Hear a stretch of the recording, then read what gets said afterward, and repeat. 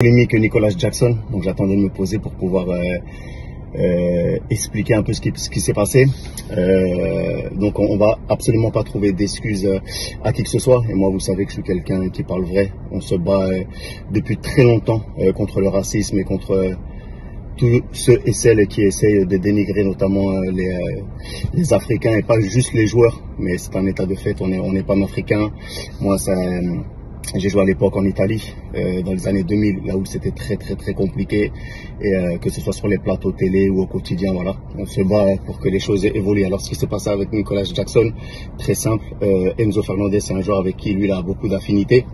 Lorsqu'il est arrivé à Chelsea, Enzo Fernandez l'a beaucoup aidé, notamment ils sont voisins, donc ils ont passé pas mal de temps ensemble, et Jackson a juste publié la photo avec lui sur son Insta, pour, entre guillemets, dire qu'il n'était pas raciste. Il ne soutient absolument pas les propos qu'a pu tenir Enzo Fernandez.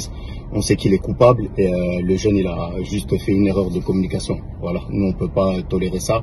Moi, j'étais pas au courant et lorsque je l'ai su, on a eu une discussion et je lui ai expliqué le pourquoi du comment, voilà. Parce que nous, on est toujours des personnes de vérité. Peu importe les relations que tu peux avoir avec une personne, à partir du moment où ça touche la communauté, ça touche tout le monde. Voilà, donc j'ai pu comprendre que les réactions ont été violentes, surtout que lui, il a été beaucoup soutenu cette année, notamment par les joueurs, par les personnes sénégalaises, à droite, à gauche. Il a été victime lui-même de racisme cette année et on a toujours eu le soutien de tout le monde. Moi, le premier, donc à partir du moment où un jeune sort de la route, il faut le remettre dans le droit chemin et c'est ce qu'on a fait.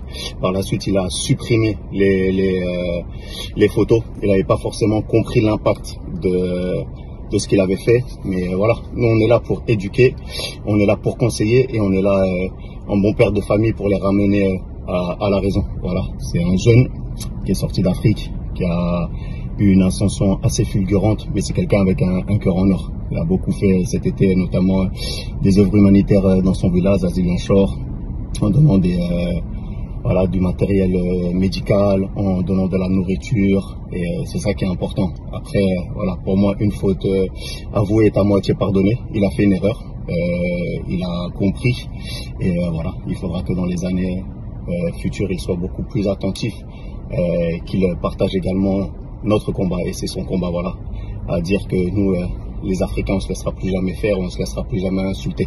Ce qu'ont fait les Argentins, c'est juste inadmissible. Et c'est la seconde fois, c'était pas la première fois. Donc moi-même Enzo, le jour où je le verrai du côté de Chelsea, je lui dirai ces 4 vérités. Parce que nous, on peut pas tolérer cela. On le tolérera jamais. Voilà, pour le reste, on va continuer à se battre pour les jeunes joueurs africains. On va continuer à les conseiller. Et vous savez, hein, on est des éducateurs. Et voilà, l'erreur est humaine et il faut juste avancer. Quand des enfants font des erreurs, c'est pas que l'éducation était mauvaise, c'est que voilà, chemin faisant, on prend des pierres, des cailloux, on tombe, on se relève, mais ça doit nous permettre d'être plus grands demain.